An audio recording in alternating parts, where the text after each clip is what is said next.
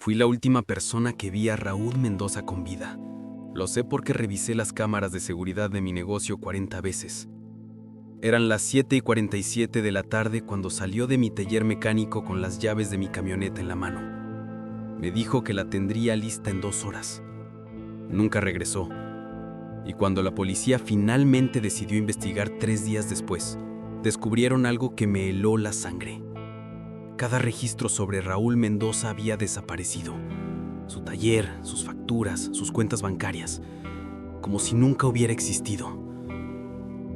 Ahora, 4 meses después de aquella noche, sé la verdad, y esa verdad es más aterradora de lo que jamás imaginé. Mi nombre es Martín Cordero, tengo 47 años y dirijo una empresa de transporte en San Vicente, un pueblo de 8,000 habitantes en el estado de Guanajuato, donde todos se conocen, o al menos eso creíamos. Llevo 20 años viviendo aquí. Me mudé después de mi divorcio, buscando un lugar tranquilo para rehacer mi vida. Compré 3 camionetas de carga, luego 5, luego 10. Hoy tengo 15 vehículos y 30 empleados. Soy respetado en el pueblo, el tipo de hombre al que le piden consejo en la ferretería, al que saludan en misa los domingos. Raúl Mendoza llevaba 15 años siendo el mecánico del pueblo cuando desapareció. Un hombre callado, de unos 50 y tantos años, siempre con overol azul manchado de grasa y una gorra desgastada que nunca se quitaba. Vivía solo, en una casa pequeña al final de la calle Morelos, con un jardín descuidado y una puerta que siempre estaba cerrada con llave, incluso cuando él estaba dentro. Nuestra relación era estrictamente profesional. Yo le llevaba mis camionetas cada 2 meses para mantenimiento preventivo. Pagaba en efectivo, como él prefería. Nunca aceptaba tarjetas ni transferencias. Es más simple así, decía. En 15 años, tal vez intercambiamos 100 palabras que no fueran sobre motores, frenos o transmisiones. Pero había algo en Raúl que siempre me incomodó. La forma en que miraba por encima del hombro cuando alguien pasaba cerca del taller, cómo guardaba sus herramientas en un orden obsesivo, numeradas y alineadas con precisión militar. El candado triple en la puerta de su oficina. La manera en que evitaba las fotografías, siempre girando la cara cuando alguien sacaba el celular en el café. Detalles pequeños que uno ignora en un pueblo tranquilo, hasta que ya no puede. También estaba su relación con don Héctor, el dueño de la ferretería. Eran los únicos 2 hombres en San Vicente que parecían ser verdaderos amigos. Los veía a veces tomando café en silencio, con esa comodidad que solo existe entre personas que comparten algo profundo. Don Héctor era otro hombre callado, viudo, sin hijos. Llevaba 30 años en el pueblo. Y había algo más, algo que noté solo después de que Raúl desapareció. En todos esos años, nunca lo vi enfermo. Nunca cerró el taller por vacaciones. Nunca mencionó familiares visitándolo. Era como si su única existencia fuera ese taller mecánico y esa casa cerrada. Aquel martes 8 de octubre fue un día extraño desde el principio. Había una tensión en el aire que no podía explicar. El cielo estaba cubierto de nubes grises, aunque no estaba pronosticada lluvia. Llevé mi camioneta más nueva al taller de Raúl a las 7 de la tarde. Había un ruido extraño en la transmisión que aparecía solo cuando cambiaba a tercera velocidad. Ruidos así pueden ser señal de problemas graves. Cuando llegué, la puerta del taller estaba entreabierta. Eso ya era inusual. Raúl siempre mantenía la puerta cerrada, incluso cuando trabajaba. Entré y lo que vi me desconcertó. El taller, que normalmente era un modelo de orden, estaba inusualmente desordenado. Raúl, que siempre mantenía cada herramienta en su lugar específico, tenía cajas de cartón abiertas por todo el piso. papeles dispersos sobre su escritorio metálico, una maleta de viaje medio llena en la esquina, junto a 2 bidones de gasolina que no recordaba haber visto antes. En una de las cajas vi documentos amarillentos, fotografías antiguas boca abajo y lo que parecía ser un pasaporte. ¿Te vas de viaje, Raúl?, le pregunté intentando sonar casual. Se sobresaltó violentamente. No me había escuchado entrar. Cuando se giró, vi que su rostro estaba pálido, sudoroso. Tenía ojeras profundas, como si no hubiera dormido en días. «Solo ordenando cosas viejas», respondió, pero su voz sonaba tensa, apretada. «Cosas que debí tirar hace años». Le expliqué el problema de la camioneta. Se acercó y revisó el motor con movimientos mecánicos, más rápidos de lo normal, sin su meticulosidad habitual. Apenas miró los componentes. «Dame 2 horas. Pasa a las 9:30. ¿Tan tarde? Generalmente cierras a las 7. Tengo que terminar otro trabajo primero, uno importante». Miré alrededor del taller. No había otro vehículo. Las puertas del taller lateral estaban cerradas. ¿Qué trabajo? Su mandíbula se tensó. Un trabajo privado. Pasa a las 9:30, Martín, por favor. Mientras le entregaba las llaves, noté algo más. Tenía un rasguño profundo en el antebrazo izquierdo. Fresco. Todavía sangraba levemente, manchando la manga de su overol. ¿Estás bien?, pregunté señalando la herida. Ese corte se ve feo. Me raspé con una pieza metálica esta mañana. No es nada. Pero la forma en que cubrió el brazo de inmediato, jalando la manga con urgencia, había algo más que dolor en su gesto. Había miedo. Miedo genuino. ¿Necesitas que te lleve al doctor? No, estoy bien. Solo regresa a las 9:30. Mientras me dirigía a la puerta, vi algo más que me perturbó. Sobre su escritorio, parcialmente cubierto por facturas viejas, había un envolto amarillo, grueso, con el sello de una oficina gubernamental que no pude identificar claramente, y junto al sobre, una nota manuscrita con letra que no era de Raúl. Última oportunidad, viernes. Ese martes era martes. El viernes estaba a 3 días. Cuando salí del taller, el aire se sentía más pesado. Miré hacia la calle y lo vi, un sedán gris oscuro, estacionado al otro lado, a unos 20 metros. Un modelo reciente, vidrios completamente polarizados. El motor estaba encendido. Podía ver el vapor saliendo del escape en el aire frío de octubre. Alguien esperaba dentro, inmóvil. Pensé en regresar a preguntarle a Raúl si esperaba visita, si necesitaba ayuda. Pero cuando me giré, vi que ya había cerrado la puerta del taller. Escuché el sonido metálico de los 3 candados cerrándose desde dentro. Caminé hacia mi oficina, que estaba a 2 calles del taller. El sedán gris no se movió.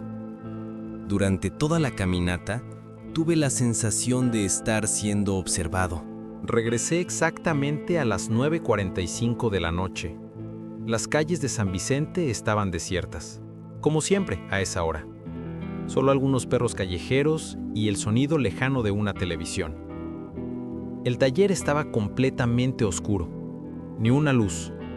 La puerta principal cerrada con candado. Mi camioneta seguía adentro, claramente visible a través de la ventana sucia. Estaba en la misma posición, el capó todavía abierto. No había sido tocada. Llamé a su celular. Sonó 5 veces antes de ir al buzón de voz. «Raúl, soy Martín. Estoy afuera del taller. ¿Está todo bien?» Esperé 10 minutos. Nada. Toqué la puerta metálica con fuerza. El sonido retumbó en la calle vacía. Silencio. Caminé alrededor del edificio. La puerta trasera también estaba cerrada. Las ventanas, oscuras. No había señales de movimiento dentro. Pensé en forzar la entrada, pero técnicamente mi camioneta estaba segura. Tal vez Raúl había tenido una emergencia familiar. Tal vez su teléfono se había quedado sin batería. Le dejé otro mensaje de voz y caminé de regreso a mi casa. San Vicente es pequeño. Todo está a 10 minutos caminando. Mientras subía a la colina hacia mi casa, miré hacia atrás una última vez. El taller de Raúl se veía extrañamente solitario en la oscuridad. Y entonces lo vi. Una luz tenue se encendió brevemente en la ventana de la oficina, apenas un segundo antes de apagarse de nuevo. Alguien estaba dentro. Esa fue la última vez que vi el taller de Raúl Mendoza funcionando normalmente. Alguien estaba dentro. Esa fue la última vez que vi el taller de Raúl Mendoza funcionando normalmente. El miércoles regresé al taller a las 7 de la mañana. Seguía cerrado, las luces apagadas, mi camioneta visible en el mismo lugar. Llamé al celular de Raúl repetidamente. Buzón de voz. Fui a su casa. Toqué la puerta durante 5 minutos. Las cortinas estaban cerradas. Ningún ruido desde adentro. El periódico del día anterior seguía en el escalón de entrada, junto con el del miércoles que acababan de entregar. Pregunté a los vecinos. Nadie había visto a Raúl desde el martes por la mañana. El jueves por la mañana, después de 2 días sin noticias, fui a la comisaría local. El oficial de turno era el sargento Villegas, un hombre corpulento de 50 años que había sido mi compañero de secundaria décadas atrás en la Ciudad de México, antes de que ambos nos mudáramos a San Vicente. Martín, ¿qué te trae por aquí? Quiero reportar la desaparición de Raúl Mendoza. Villegas alzó las cejas. El mecánico. ¿Cuánto tiempo tiene desaparecido? 2 días completos. No contesta el teléfono, no está en su casa, el taller está cerrado. Villegas hizo una anotación perezosa en su libreta. Probablemente se fue de viaje, Martín. La gente hace eso. No es ilegal desaparecer por unos días. Tiene mi camioneta, una Silverado 2024. Vale $40,000 y no me avisó que se iba a ir. Eso captó su atención.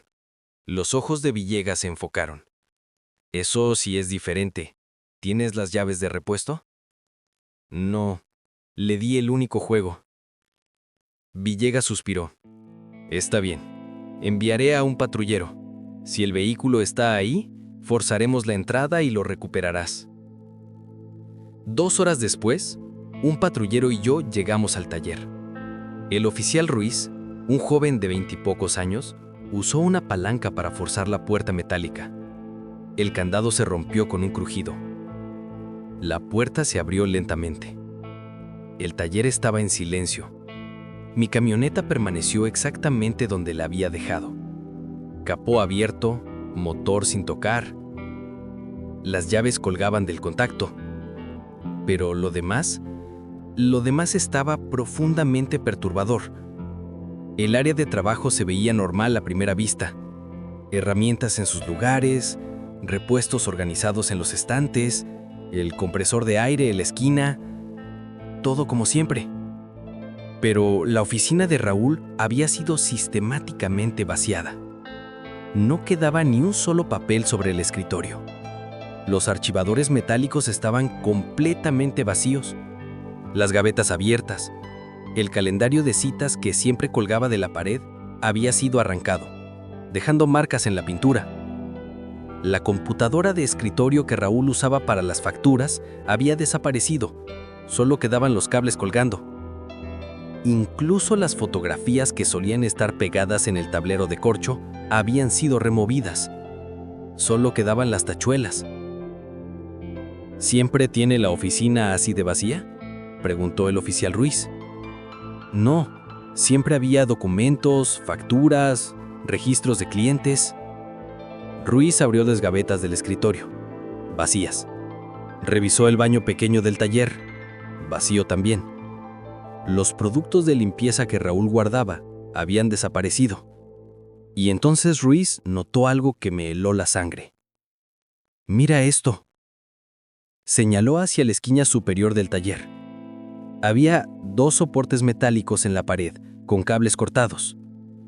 Tenía cámaras de seguridad, 2, una apuntando al área de trabajo y otra a la entrada. Alguien las removió. Cortaron los cables limpiamente. No era un robo. Los ladrones no roban cámaras de seguridad y dejan herramientas caras. Esto era algo diferente. Alguien había borrado deliberadamente cualquier registro de lo que sucedía en ese taller. Villegas llegó 30 minutos después. Inspeccionó la escena con expresión seria. «Parece que tu mecánico planeó irse cuidadosamente», dijo finalmente. ¿Planear irse? ¿Por qué dejaría todas sus herramientas? Esas herramientas valen miles de dólares. Villegas se encogió de hombros. Tal vez tenía prisa, o tal vez tiene problemas de los que está escapando. Deudas, una mujer, quién sabe. ¿Y las cámaras? No quería que nadie supiera a dónde fue. Nada de eso tenía sentido para mí, pero Villegas claramente no estaba interesado en profundizar. Me entregó las llaves de mi camioneta. Ya tienes tu vehículo. Si Raúl aparece, que te pague por los días de retraso. Y si no aparece, pues busca otro mecánico. Pero yo no podía dejarlo así. Algo estaba profundamente mal. Durante los siguientes días, comencé mi propia investigación. Hablé con todos los clientes regulares de Raúl que pude encontrar. Don Felipe, que le llevaba su taxi amarillo, la señora Gómez con su viejo Volkswagen, Jorge el panadero, Toño el de la gasolinera. Todos tenían la misma historia. Raúl era un mecánico excelente, callado, eficiente, pero sin vida social visible. Nadie lo había visto en el cine, nunca iba a las fiestas del pueblo, no jugaba a dominó en el parque como los otros hombres de su edad. Compraba su comida en la tienda de la esquina, siempre los mismos productos: arroz, frijoles, pollo, verduras básicas, nada más. Pero una mujer, doña Elvira, la dueña de la papelería, me dijo algo que cambió todo. La semana pasada, el jueves, vi algo extraño, me confesó en voz baja, mirando alrededor como si temiera ser escuchada. Eran como las 8 de la noche. Iba pasando frente al taller cuando escuché gritos. Raúl estaba discutiendo con alguien. ¿Con quién?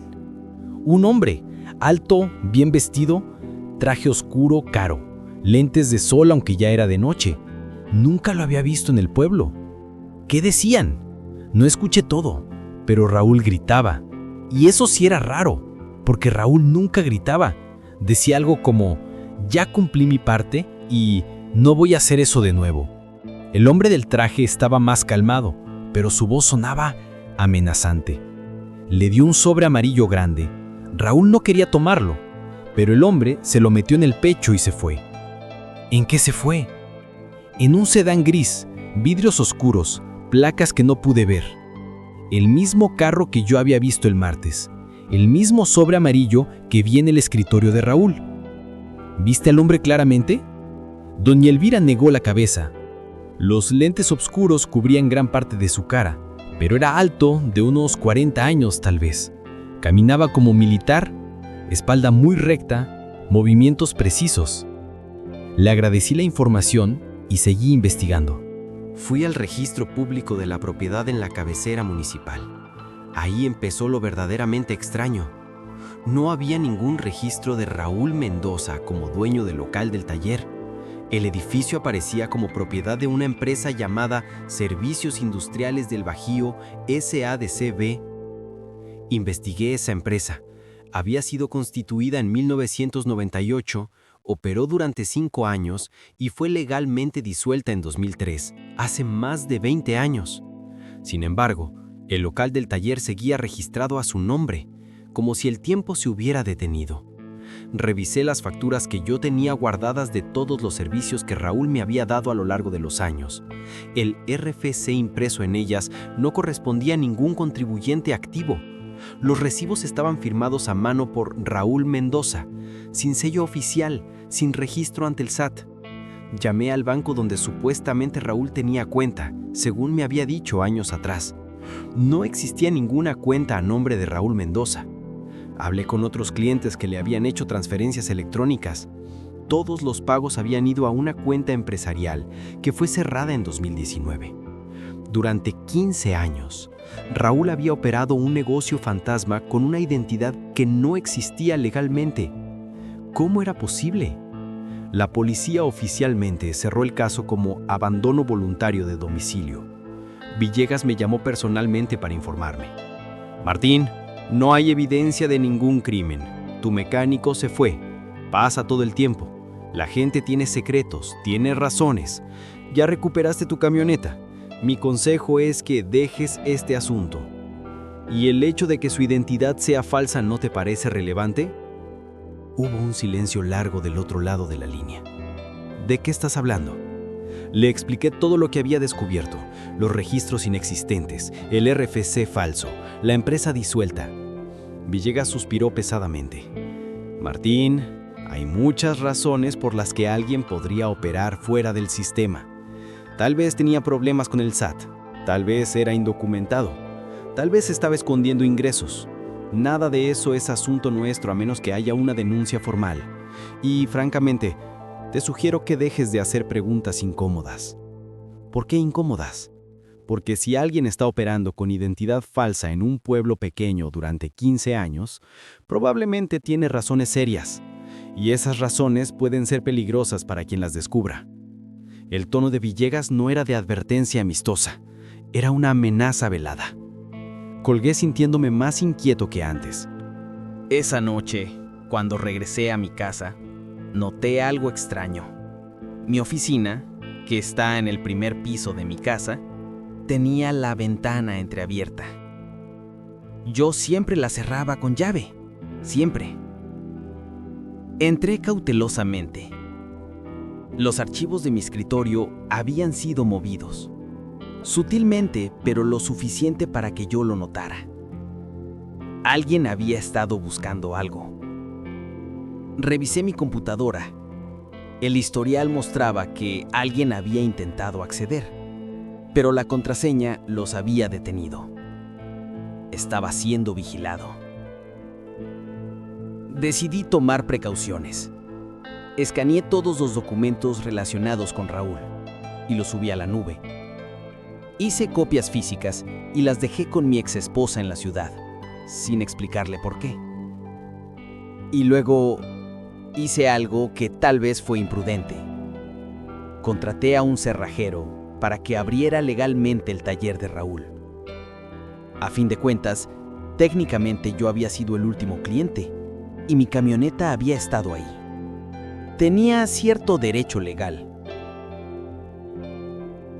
El cerrajero abrió la puerta un sábado por la mañana. Le pagué en efectivo y le pedí que no comentara a nadie sobre el trabajo. Pasé 3 horas revisando cada rincón del taller. Los estantes, las gavetas, debajo del banco de trabajo.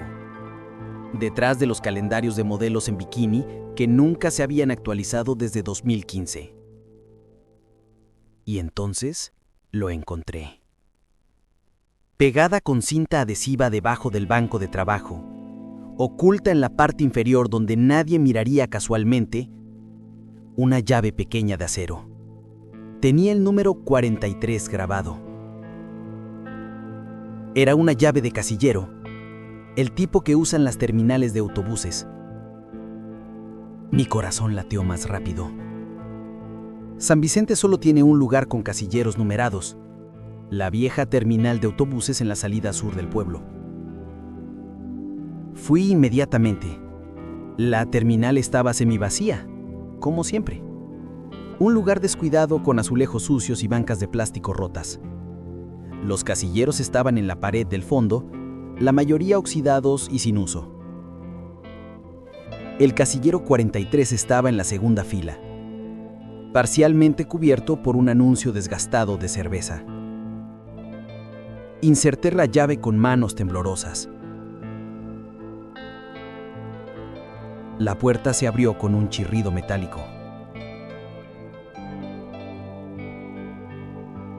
Dentro había un sobre manila grueso, polvoriento, como si llevara años ahí. También había una pequeña caja de metal. Los tomé rápidamente. Miré alrededor para asegurarme de que nadie me observaba y salí de la terminal. No abrí el sobre hasta llegar a mi casa, con todas las puertas cerradas. El contenido me dejó sin aliento. Primero, una identificación del INE a nombre de Roberto Salinas Gutiérrez, con la foto de Raúl. Fecha de emisión, 2010. Segundo, 3 pasaportes más. Diferentes nombres, todos con el rostro de Raúl. Miguel Ángel Torres, Fernando Ruiz Soto, José Luis Méndez, emitidos en diferentes años entre 1998 y 2015. Tercero, recortes de periódicos amarillentos de los años 90 y principios de los 2000. Noticias sobre juicios contra funcionarios corruptos, casos de narcotráfico, fraude financiero masivo o operativos militares. Los recortes venían de diferentes estados: Durango, Sinaloa, Coahuila, Nuevo León. Cuarto, una libreta pequeña llena de códigos alfanuméricos que no entendía. Parecían coordenadas geográficas mezcladas con números de cuenta bancaria. Y finalmente, una fotografía vieja, de esas que se toman con cámaras de rollo.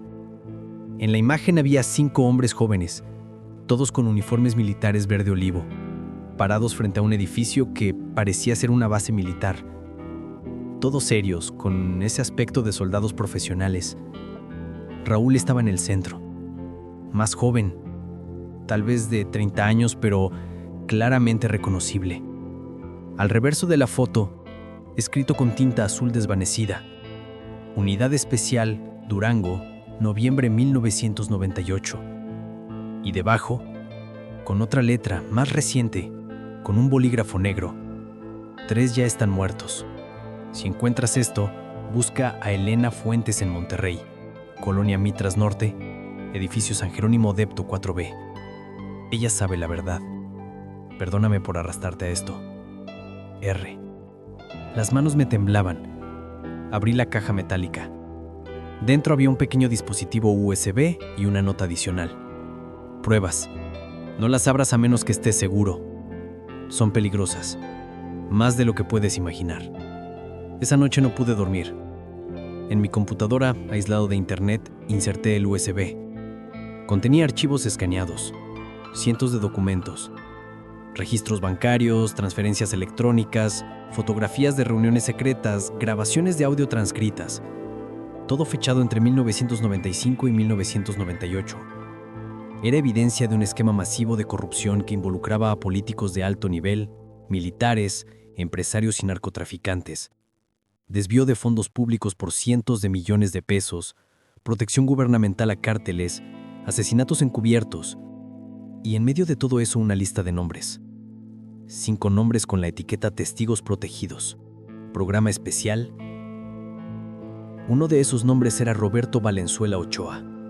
El lunes siguiente, tomé mi camioneta y manejé 6 horas hasta Monterrey.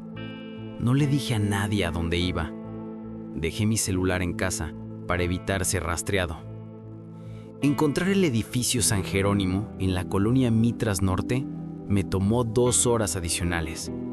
Era un edificio modesto de 4 pisos, con fachada de ladrillo descolorido y balcones pequeños llenos de ropa tendida. El departamento 4B estaba en el último piso. Toqué el timbre con el corazón acelerado. Una mujer de unos 60 años abrió la puerta. Tenía cabello gris recogido en un moño simple, ojos color café cansados pero inteligentes y arrugas profundas que hablaban de años de preocupación. Vestía una bata sencilla y pantuflas. ¿Elena Fuentes?, pregunté. Su rostro se tensó inmediatamente.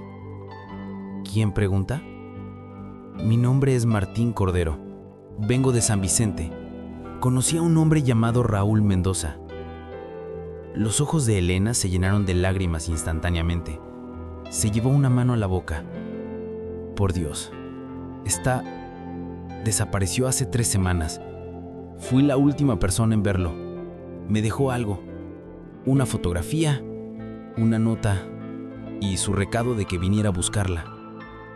Elena miró hacia el pasillo nerviosa. Luego me hizo un gesto para que entrara rápidamente. Su departamento era pequeño, pero limpio. Muebles viejos pero bien cuidados. Fotografías de paisajes en las paredes, pero ninguna fotografía familiar. Ningún rostro humano.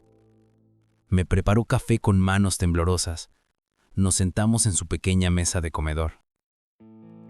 «Muéstrame la fotografía», dijo. Saqué la foto de los 5 hombres en uniforme. Elena la tomó y las lágrimas comenzaron a rodar por sus mejillas.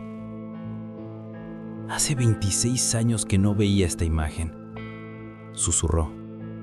«Pensé que todas las copias habían sido destruidas». ¿Y quién era Raúl Mendoza realmente? Elena respiró profundamente y comenzó a hablar. Su voz era suave pero firme, como alguien que ha guardado un secreto por demasiado tiempo y al fin puede liberarlo.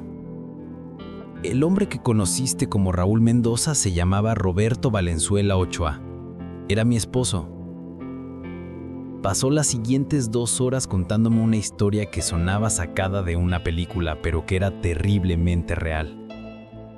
Roberto había sido contador forense del gobierno federal, un especialista en rastrear dinero ilícito. En 1996 lo asignaron a una unidad especial creada para investigar corrupción en altos niveles del gobierno. Lo que encontró fue un sistema entero de desvío de fondos públicos hacia cuentas privadas. Cientos de millones de pesos que desaparecían de programas sociales, contratos públicos inflados, mordidas institucionales. El dinero fluía hacia funcionarios, empresarios y eventualmente hacia cárteles de droga que tenían protección gubernamental. Roberto y su equipo, los otros 4 hombres de la fotografía, pasaron 2 años reuniendo evidencia irrefutable. Documentos bancarios, grabaciones, testimonios. Construyeron un caso hermético que podía destruir carreras políticas enteras y enviar a docenas de personas poderosas a prisión. En 1998, justo cuando estaban listos para presentar su evidencia ante un tribunal especial, empezaron los asesinatos. Uno de los investigadores, Javier, apareció muerto en su auto. Supuesto suicidio. Elena pausó, limpiándose las lágrimas. Todos sabíamos que no era suicidio. Javier tenía 2 hijos pequeños, amaba la vida. 2 semanas después, otro de los investigadores, Miguel, desapareció. Su cuerpo nunca fue encontrado. Los 3 investigadores sobrevivientes, Roberto entre ellos, supieron que estaban en la lista. Las personas que habían investigado eran demasiado poderosas, tenían demasiado que perder. Un oficial de alto rango del gobierno se nos acercó, nos ofreció un trato.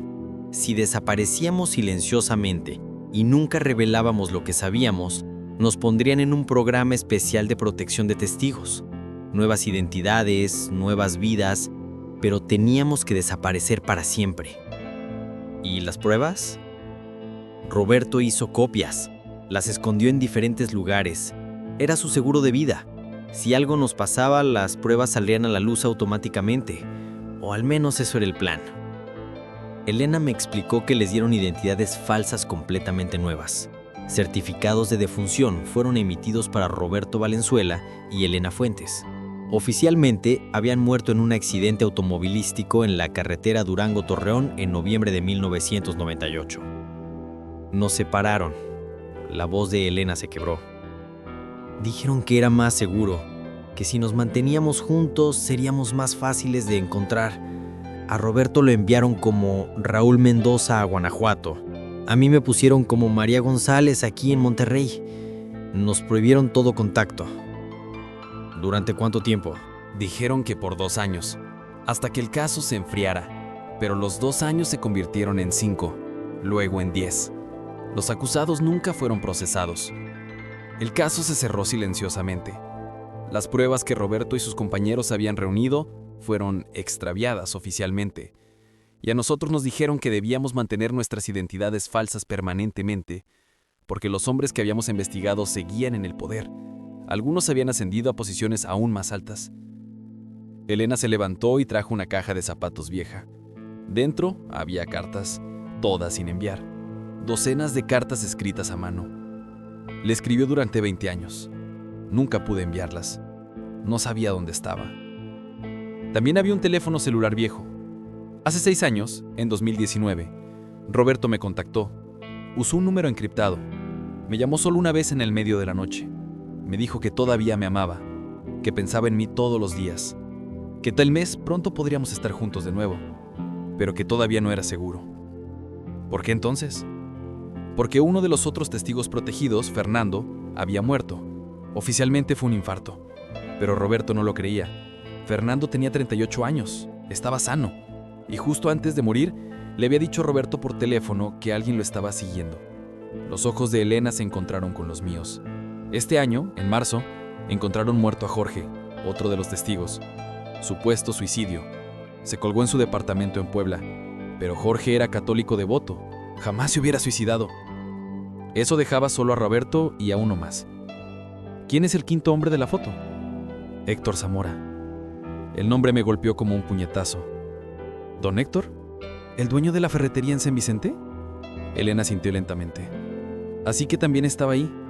Roberto me dijo que habían logrado colocarse en el mismo pueblo. Era su forma de cuidarse mutuamente. Todo comenzaba a tener sentido. La amistad extraña entre dos hombres callados, las conversaciones en silencio, el entendimiento mutuo. Hace un mes, Elena continuó, Roberto me llamó de nuevo. Estaba aterrado. Me dijo que habían venido por él, que un hombre de traje le había dado un ultimátum: revelar la ubicación de las pruebas originales o morir como los otros. Le dieron una semana para decidir. ¿Por qué ahora, después de tantos años?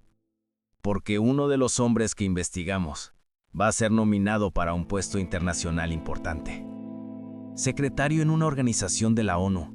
Su pasado no puede salir a la luz ahora. Necesitan asegurarse de que no quede ningún testigo vivo. Elena me mostró mensajes de texto codificados en un teléfono desechable, planes de escape, rutas, contactos en Estados Unidos y Canadá. Roberto me dijo que iba a huir, que tenía un plan, que nos encontraríamos en Vancouver. Me mandó dinero para el boleto de avión. Quedamos en encontrarnos el 15 de octubre. Hoy era 3 de noviembre. Roberto nunca llegó a la cita. ¿Y las pruebas? ¿Dónde están? No lo sé. Roberto nunca me lo dijo. Dijo que era más seguro así. Pero hizo copias en USB. Una para cada uno de los 5 investigadores. Si algo le pasaba, las instrucciones eran claras: hacer públicas las pruebas. Le mostré el USB que había encontrado en el casillero.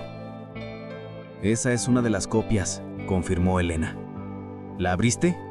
Sí. Hay cientos de documentos, nombres, transferencias bancarias, fotografías. Entonces, tienes en tus manos evidencia que puede destruir carreras de personas muy poderosas. Elena me miró fijamente, y eso te convierte en un objetivo. Regresé a San Vicente al día siguiente, manejando en círculos, cambiando de rutas, asegurándome de no ser seguido.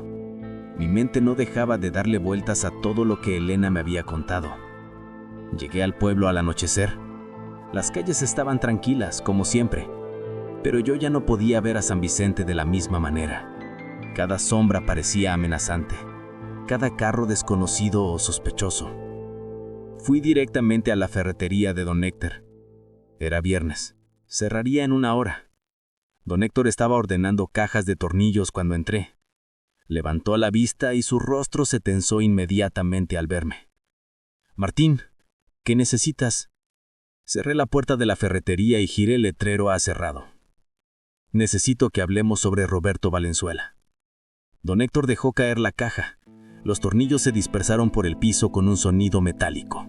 Su rostro se puso pálido. «No sé de qué hablas». «Sí sabes». «Héctor Zamora, Unidad Especial, Durango, 1998». Los ojos de don Héctor se llenaron de lágrimas. Se dejó caer en una silla, de repente viéndose mucho más viejo. Como Roberto me dejó pistas. Encontré a Elena. Lo sé todo. Durante los siguientes 30 minutos, don Héctor me contó su versión de la historia. Confirmó todo lo que Elena me había dicho. Habló de los años viviendo con miedo, de dormir con un arma bajo la almohada, de nunca formar vínculos profundos porque sabía que en cualquier momento podría tener que desaparecer. Roberto era mi hermano, dijo don Héctor. No de sangre, pero en todo lo demás. Nos mantuvimos vigilantes el uno al otro durante 15 años. ¿Qué pasó la noche que desapareció? Don Héctor cerró los ojos. Me llamó a las 8. Me dijo que habían venido por él, que el hombre del traje había regresado con una amenaza final. O entregaba las ubicaciones de todas las copias de las pruebas esa noche, o morirían él y todas las personas que amaba. Mencionaron a Elena específicamente. ¿Y qué hizo Roberto? Me pidió que me fuera del pueblo inmediatamente. Que no esperara, que él los retrasaría lo suficiente para que yo pudiera escapar. Dijo que tenía un plan. Pero no te fuiste. No pude. Era mi hermano. Fui a su taller a las 9. Había 2 carros afuera, el sedán gris y una camioneta negra. Vi a 3 hombres dentro con Roberto. Lo estaban golpeando. La voz de don Héctor se quebró. Quise entrar, sacar mi arma. Pero entonces uno de los hombres salió y me vio, me reconoció. Gritó algo. Los otros empezaron a salir. Tuve que correr. Soy un viejo cobarde que dejó a su hermano morir. Si hubieras entrado, ahora estarías muerto también. Tal vez sería mejor. ¿Qué pasó después? Escuché un disparo. Vi que metieron algo envuelto en lona en la camioneta. Se fueron hacia el norte. Y yo no hice nada. Solo me escondí y lloré. Don Héctor me miró con desesperación. ¿Qué vamos a hacer? ¿Vas a ir a la policía? Pensé en el sargento Villegas, en su advertencia velada, en cómo el caso se había cerrado tan rápidamente. No. La policía no ayudará. Algunos de ellos probablemente están involucrados. ¿Entonces qué? Voy a hacer lo que Roberto quería. Voy a hacer públicas las pruebas. Pasé los siguientes 2 días haciendo copias del UETB, las enviándolas a periodistas de investigación en Ciudad de México, a organizaciones internacionales de derechos humanos, a fiscales de la ONU, a todos los lugares donde Roberto había planeado que llegaran. Sabía que era peligroso. Sabía que me convertía en un objetivo. Pero también sabía que era lo correcto. La mañana del tercer día, encontraron un cuerpo. Un grupo de excursionistas lo descubrió en un barranco a 100 kilómetros de San Vicente. Quemado, sin identificación, sin huellas dactilares utilizables. El ADN estaba demasiado degradado por el fuego y los elementos. La policía estatal lo catalogó como víctima no identificada, posiblemente relacionada con crimen organizado. El caso se cerró en una semana. Pero don Héctor y yo sabíamos. Fuimos juntos al depósito de cadáveres con el pretexto de verificar si podría ser algún conocido desaparecido. El cuerpo estaba irreconocible. Pero don Héctor notó algo.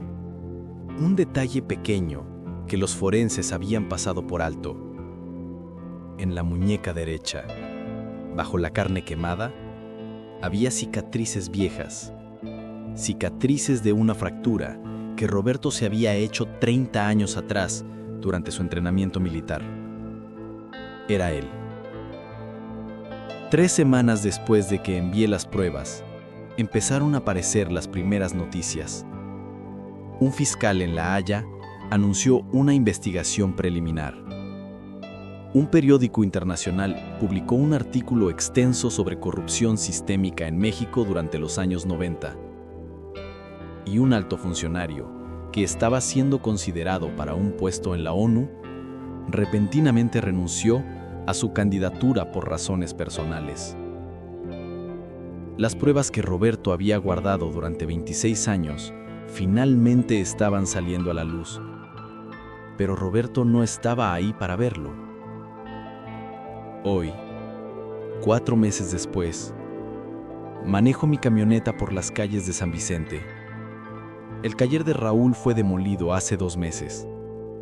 La municipalidad decidió que el edificio era estructuralmente inseguro. En su lugar, están construyendo un estacionamiento público. Su casa fue vendida a una familia joven de Querétaro que no sabe nada de la historia. Pintaron las paredes de colores alegres. Pusieron flores en el jardín. La ferretería de don Héctor también cerró. Don Héctor se mudó calladamente una noche sin despedirse de nadie.